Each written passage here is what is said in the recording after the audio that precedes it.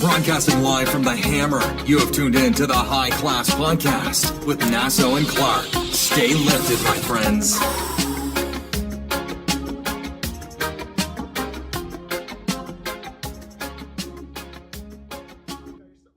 got me, Clark, and my boy. Nasso, how you guys doing out there on Facebook and Instagram land?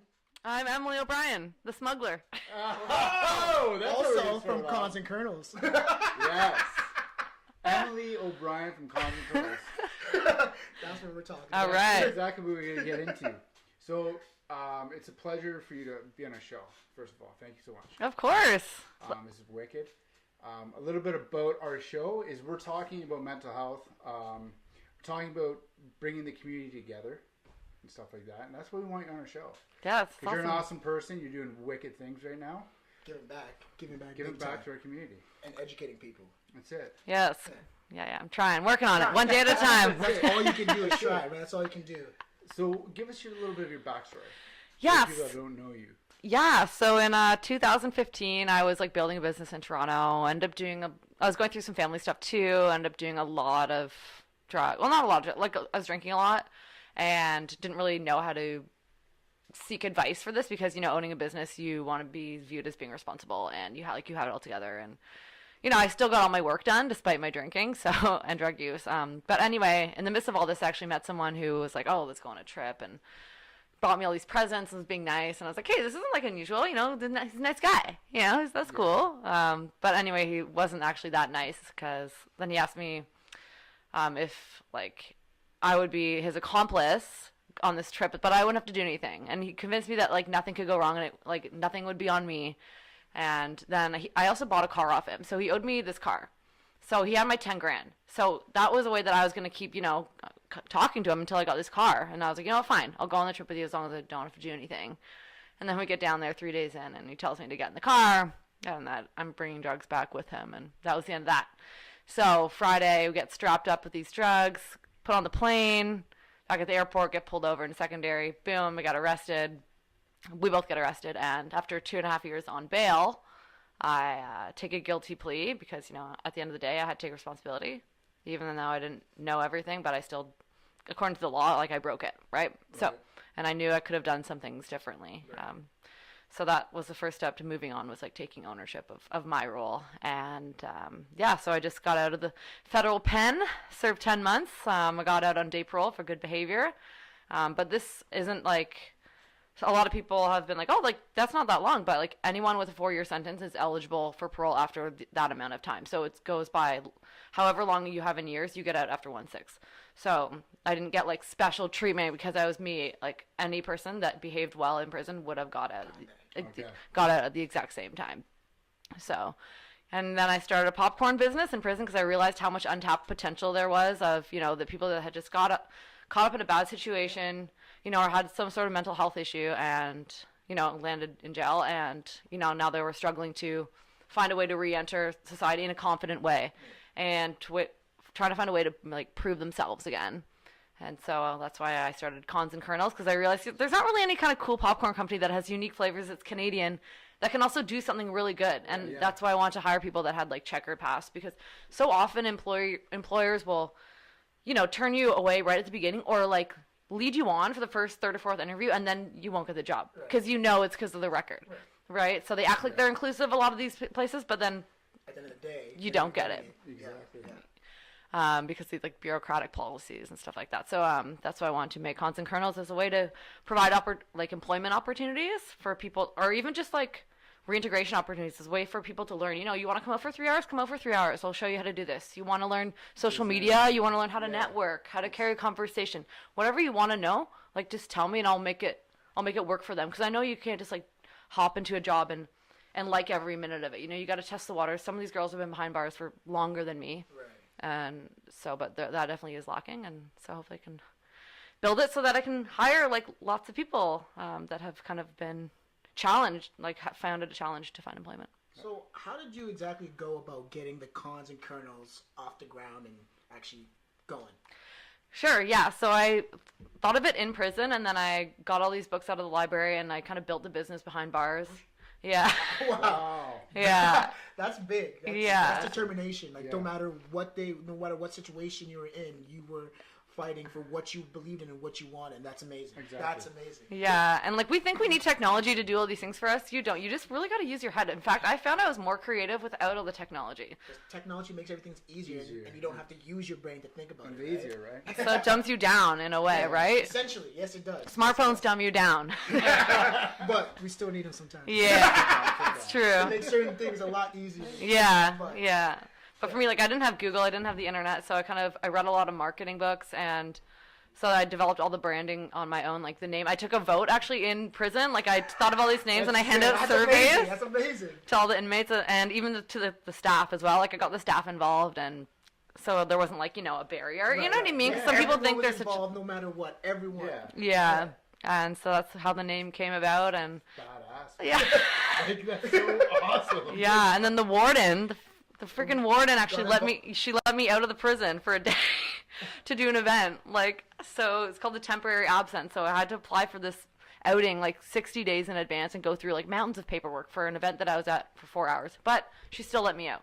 So Was this event at City Hall? yeah, Ah, okay. it's called Take Back the Night. Yeah, nice. Okay, yeah. Yes. I knew a little bit Pretty about sick. that event. Yeah.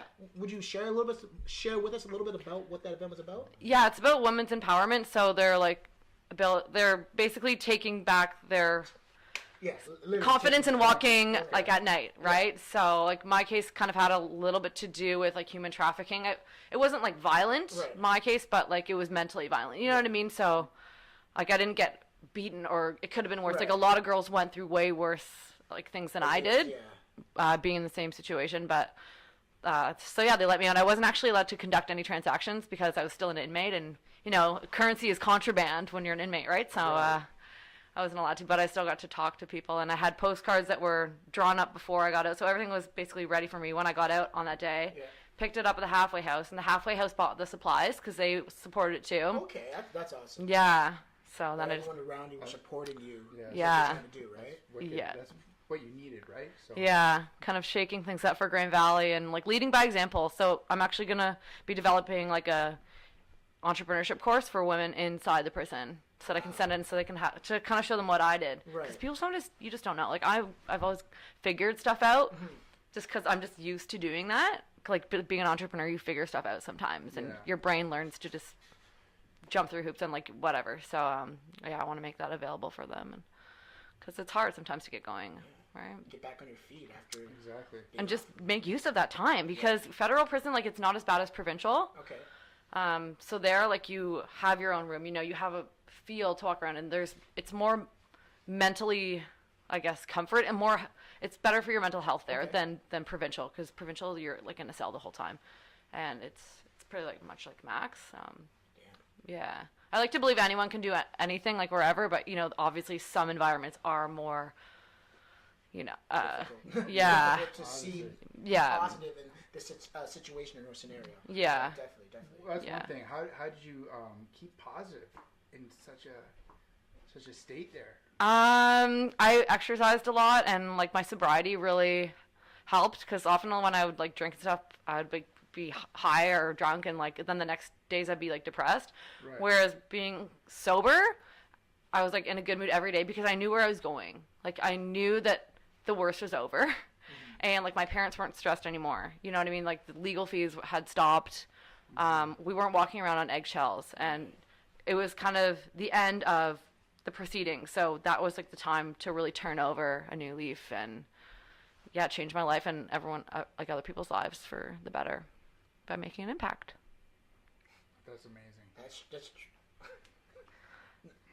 your story and everything that you've accomplished and gone through is so unique of how it went down, what you did dealing with the situation, and what you've become now, what you got going on now. It's amazing, truly.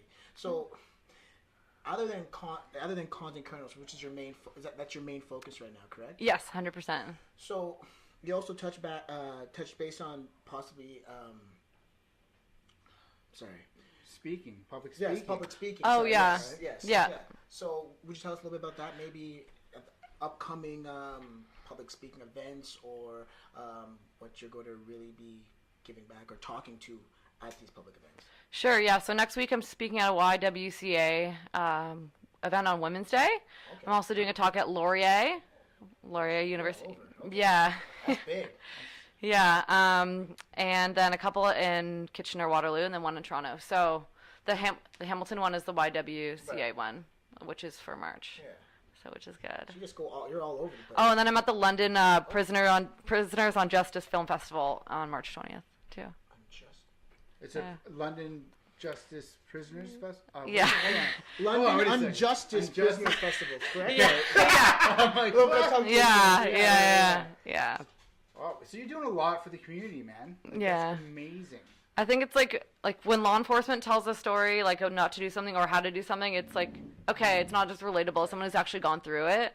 Yeah. Right? Okay, so going back to that, like when when I see the news and I hear all these stories of these people, you know, and I'm sitting and I'm actually like believing this stuff, but you're hearing one side of the story. You're hearing the law side of it.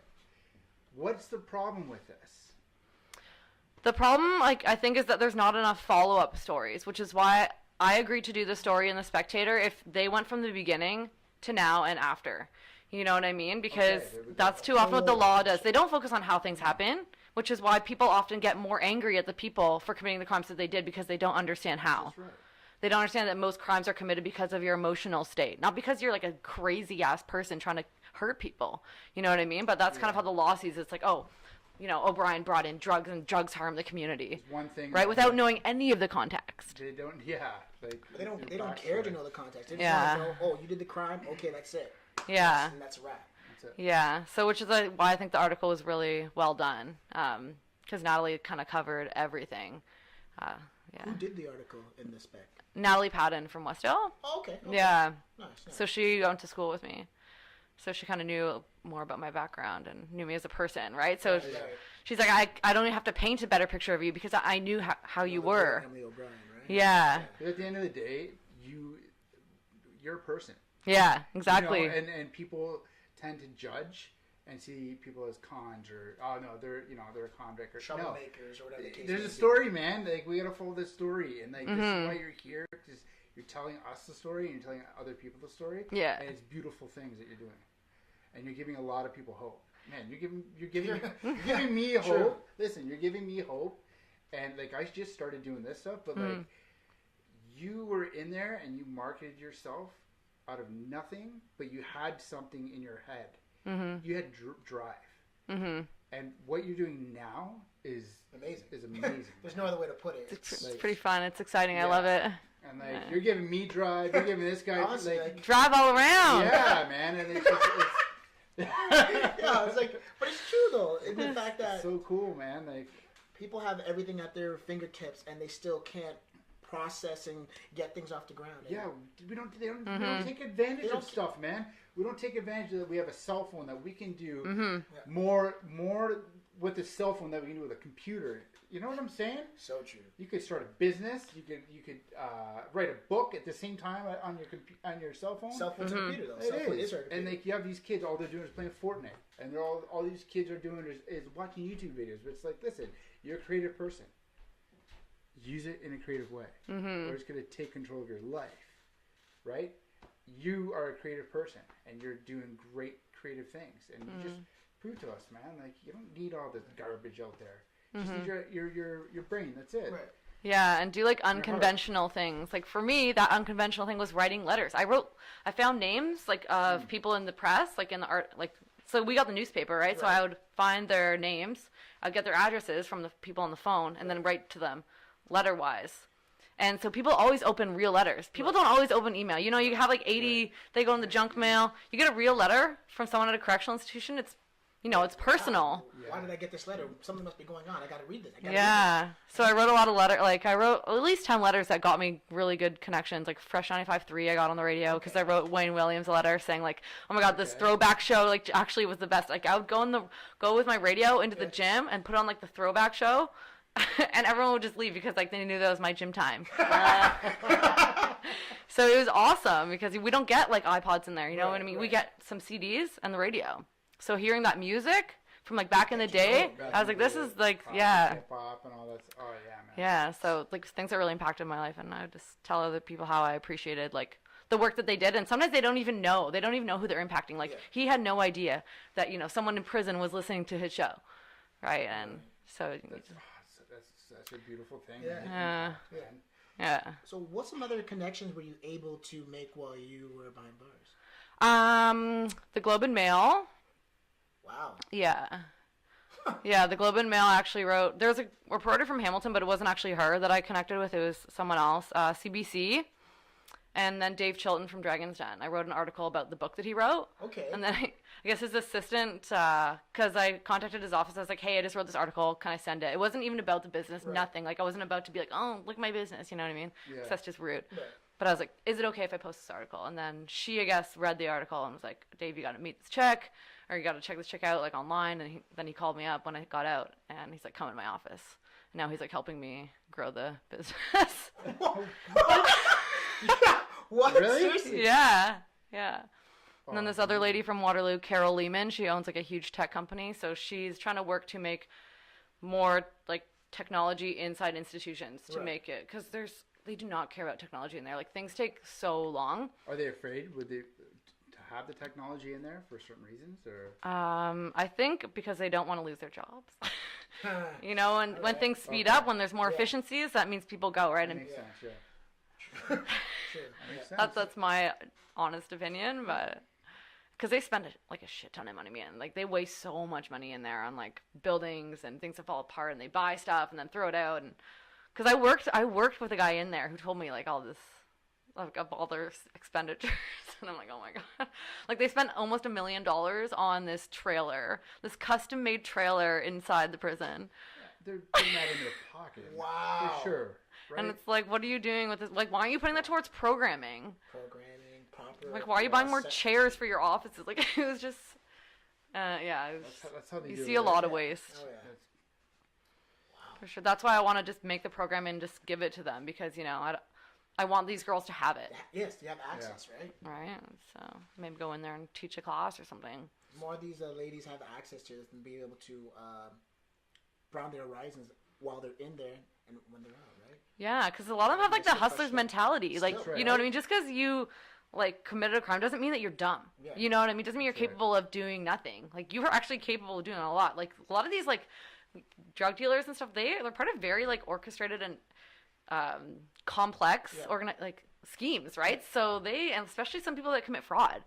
Yeah. Like, they pay attention to detail, so like they can use those talents and those skills in other areas, like positive areas, right, where they're not going to like embezzle people's money, right? So, but they can use that. Like, they can do fraud prevention. Like, they could probably catch other people doing it like that. Yeah. So just putting it to different uses. Do you still keep in contact with anybody? The computer teacher I do, actually. Yeah. And he like I talk to my friend through him sometimes, but like, I don't write or anything like that. Okay. So it's just like third party communication. So Cons and Kernals right now. What are some of your flavors that you got going on? Yeah. Let's say, do you have any new stuff coming out? Yeah. And is selling Cons and Kernals? How are you getting selling it out it? there? Yeah, are you doing like door deliveries? Like, well, I don't know how you doing this I stuff. bombard people in their offices. No. Seriously. No. It's like, Hey, who knows? Maybe it works. Well, it's like such a universal snack, so like you can make it really. I try to make it healthier. Okay.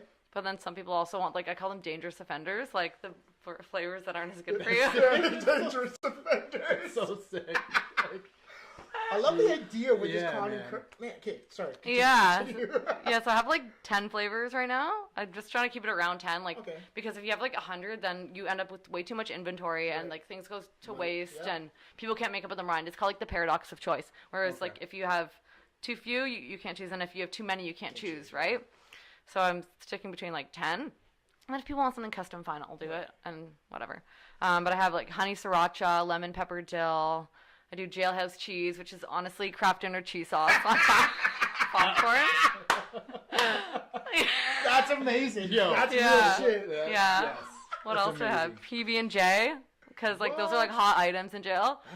Yeah. Okay. So some of your flavors are referring back to some things that you might have gone through while you were in jail, correct? Yeah. That's sick. Lemon pepper dill. That's like the OG flavor, because that was like the first flavor that I saw. Because we made it off like stuff that we had on our food list. All right. Okay. That's so cool. Yeah. And then some of them are just random, like Nutella. Nutella's Fever just tell. good. Yeah. So are you putting? Okay, let me get this straight. You're putting, this is going on top of the popcorn and is it in a bag, like when you're doing? Yeah, or I do popcorn bar. Okay. So like I have bins, or like industrial bins, kind of like jailhousey style bins, and then whoever orders it will order like, okay, if you want 10 bags worth, I'll discount it the cost of the bags and put it into the bin. Okay. Yeah. Okay, cool. So however much, because some people like to scoop it themselves and can save money that way. But Like that movie style. have you? Oh, I should have brought one in, but like I seal it with a fingerprint sticker. What? Yeah. So I took a picture. I inked my own fingerprint and put it on a paper, and then I took a picture and made it into a sticker. That's Getting printed for good reasons this time. Yeah. That's so bad. And that's the label to keep it closed, right? Yeah. That's how you know this bag is sealed. You're getting a fresh bag of Cons and Kernals. Yeah. I'm gonna move it though, because like I just got a plastic sealer, so I'm expanding. So Yeah. I'm finally moving to commercial kitchen. Well, not finally, but after 2 months, moving to commercial, so I can up 2 production. months. Yeah. Moving on up. Churning it out. So business is good then. Poppin'. Oh! Did you hear that? Yo, your one-liners are on point. Your one-liners are on point. Right on point. Pretty good with my Poppin'. one-liners. Oh, fuck. Quick with the wit. That's it. Poppin'. I forgot where I was, man. Honestly, we're having so fun in this show. Yeah, Honestly, this is thank you. Thank you. Yeah. So, okay. Oh, my new flavor for St. Patrick's Day is Lucky Charms. So I'm getting the marshmallows from the No. Lucky Charms cereal Nice. and mixing it, melting hot white chocolate with it and mixing it. Okay, so hold on. Wait a second. This is you're blowing my mind right now. I'm like, I still don't grasp this concept because when I eat popcorn. Concept. It's drizzling. Oh, concept. Another one. Oh. So. This is just, Oh my god. okay, so listen. When I eat popcorn, I eat it in a bowl, right? Yes. I was just like, okay, all right, yeah. However you want to eat it. Okay, so how are you making this popcorn? And like you're putting it on a stick, or you're drizzling the stuff from a stick? I don't. A stick? Didn't you say you're doing it on a stick or something? You had a stick or? That's all right. No, Look at it. I pop it in a machine. So right now I have like an 8-ounce machine that pops a cup at a time, but I'm doubling it up. Okay, so in the yeah, commercial kitchen. Yeah, you pop the popcorn, right? And Yeah. Then it. Then you scoop it, you put it into a bowl, and then you toss it in the bowl. Yeah. Oh, okay. See, you didn't And then you know. take the scoop and you scoop it individually. Okay. Yeah. But I just got a new plastic sealer, so instead of sealing with the fingerprint, I'm going to put the fingerprint on the back. Yeah. Just like somewhere else on the bag, but it's going to be plastic sealed, so it's heat sealed. All right. So you open it like this instead of opening the sticker. So it like Oh. lengthens shelf life. It's better for shelf life. How long does it last? The wetter popcorn's like 2 weeks, and then the other one's 6 weeks. So it's not bad. But like I'm not using any preservatives, right? Right. That's kind of part of the brand. So Yeah, all so natural. it's all natural. yeah, That's natural Oh. in the nude. She does it again. Where would you like? Where do you want Con and Kernals to be heading? Where do you want to see Con and Kernals in the next couple of months? Next couple months I'm already on store shelves, a couple of store shelves. What? Yeah. Wait. Okay. So, Cons and Kernals, you said 2 months. It's Yeah. been up and kicking, correct? Yeah. And you're on store shelves. Where could we find Cons and Kernals? So right now they're in Kitchener, so not in Hamilton, but I am opening up at the Horn of Plenty like pretty soon in Dundas. Yeah. Nice. Hooray! So I just have to get all my labels. So when you have like a food like business, you have to have your labeling. So it has to be in French and English. There's all these requirements. Yeah. So I have my logo. So now I'm just waiting for the other like nutrition facts to come in, and then I can put on store shelves. But you can also order through me, and it just go like Uber Eats style to me. So Yeah. you do delivery? Is that where Yeah, I do deliveries All over. and I do pickups, and like, or people can pick it up. Or I also have these like hot spots where I like. So when I go to Kitchener Waterloo, I leave it at this cafe, and then people can go pick it up there. That's amazing. Yeah. That's awesome. Yeah. Yeah. That's different. But I love delivering it because it's like it's still in such a beginner stage. Even though it's like growing, it's still like I still love delivering it and like meeting people who buy it because they like and answering their questions. Like that's really important to me. You're the face of the business, right? Yeah. So people have questions. People want to, And I like to know and tell them things they never like that they didn't read online. You know what I mean? So there's always more questions, and I like to be able to answer them. So how much does it cost? The general pop bags Pop, are yeah. $4, and then the super max sizes are $6 to $7. Gen pop. for fuck's sakes. Just one line all day, man. Like, Let me just write this one down. Right? Fuck. Gen Pop. Basically taking everything prison and being Yeah. like, screw That's you, so- I'm using this to like as a springboard, not as something that's going to stop me from Not something. negative, positive. And Yeah. it's so good though. I like the names are unbelievable. It's just like, oh my god. And they're fun, like because of all the reading I think I did as a kid, and like I've always been really good with language and grammar. I think that's why the names come so easily to me. Like I'm like, oh, this, and like my alliteration and everything. So that definitely helps that I was a loser and read books in the library when I was young. So Not a loser. Not a loser, man. different. I was an introvert. I was pretty shy. So Yeah, you did your own thing. You Yeah. did your own thing to your own beat, right? yeah. Yeah. I didn't read in high school, and Look at you turned out. Look at me. I just can't remember anything. I think that's not because they're reading, though. Listen, where are you? Do you have any other things on the go right now besides the popcorn business? Well, I work at the gym, and then my speaking engagements that I do. So Speaking engagements. Yeah. Yeah. So, and then the events, obviously, depending on where they are. Like Are sometimes there any I events coming up? go out of town. I'm doing a couple private events, like corporate ones.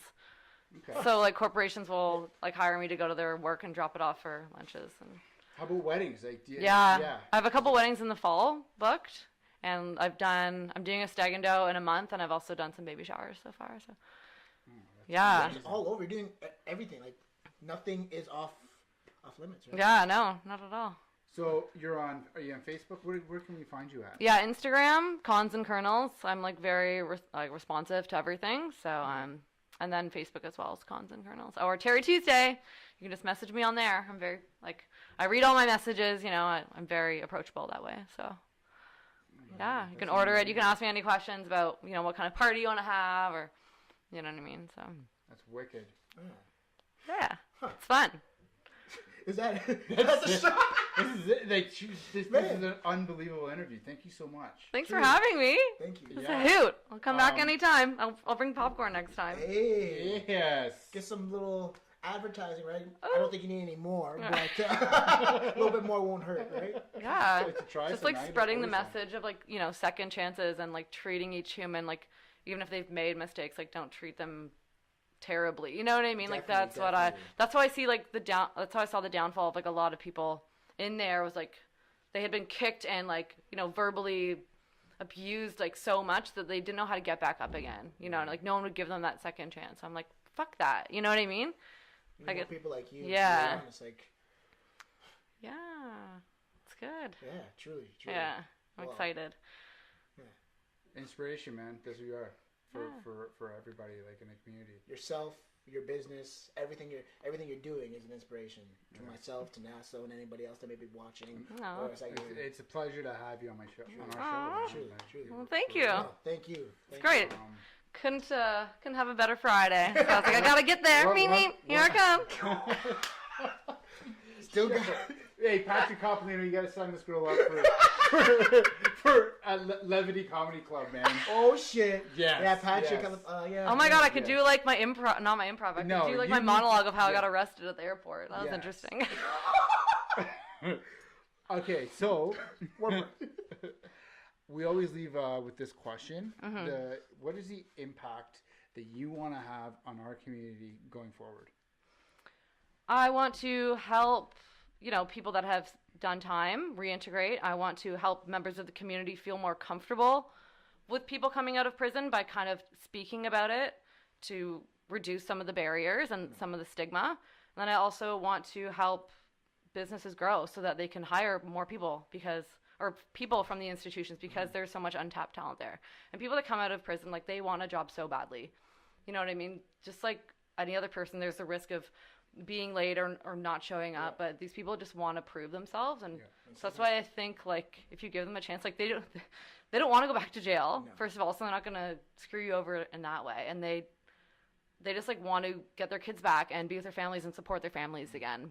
Get back in the right, field and so yeah, I guess that's it, and, like, teach people how, like, you know, the drug trade really works, and kind of like human trafficking and muling drugs. It, like, the harm that it caused my family was crazy. Like, you know what I mean? Like, it was, like, they stuck up for me, but, like, a lot of people don't have that, you know what I mean? So I didn't know the risks, you know what I mean? If I want to be, like, a high-flying drug mule, that would have been, like, a little different and known the risk and be like, whatever, I'm such a badass, but it wasn't like that for me. Like, I didn't know the extent of the seriousness of the situation. Like, when I found out I had to go to jail, I was like, are you kidding me? Like, you know what I mean? And this guy was gone. You know, if I didn't have my family, I would have had no one. So I think people need to know, like, how this happens so that they don't feel like they're being manipulated into something. And then once you're in another country, it's kind of hard to get out. Like, you'd rather just get out with the drugs. And that's, like, kind of what that was my perception. Like, that was my idea. So I was like, just do it, get it over with, and whatever happens, happens. At least I'll be in my home country. At least I'll be safe. So I guess. Fair enough. Yeah. Wow. Well, that was a great way to end the podcast. Thanks. Yes, I just want to say thank you once again for coming down to being on the High Class Podcast. Thank you. So you got your boy Clark and your boy. Oh God, I wasn't even in this one. Oh. There we go. No, look how you set that up. I didn't set that one up. That's you. No, you put it like that one. That's going on the Instagram TV. Of course it is. Anyways, anyways. This guy. Thank Well, you. I'll come back in a month and we'll do a, 90 Yeah. days. Or I already am 90 days out. You know, like that show, 60 Yeah, days yeah, out? I know exactly. Yeah. 90, so 120. Yeah. 120 We'll days do in. 120 days out. Done. Yeah. What day is it today? March 1st. April Fools? Yeah, April Fools. Right? Done. Psych. All right. Psych. Okay, thank you for being on our show, man. And it's a pleasure. Like, it's amazing to have you here. And Yeah, any way I can help. Like, if anyone has any questions, like, feel free to reach out to me, or if they want me to talk to, like, anyone that they know that might be going through a difficult time, reach out to me. Like, no problem. Instagram, Cons and Kernals, and also was that Terry Tuesday? Yeah, it's a long story behind that name, but I was just gonna ask. I'll explain it. Oh boy. If you want. Well, Terry Tuesday is actually from when I went to Guelph University, and me and my roommate would go out on every Tuesday to get hammered on tequila. Tequila's $2, so it would be terribly hungover. So Terry Tuesdays. Terry, short form for terrible. So it could be terribly good or terribly bad, but Terry, it's just So good. That's so good. Thank you so much. Thanks so much for listening to this episode of the High Class Podcast with Nasso and Clark. If you enjoyed the episode, leave a review and subscribe. Until next time, stay lifted.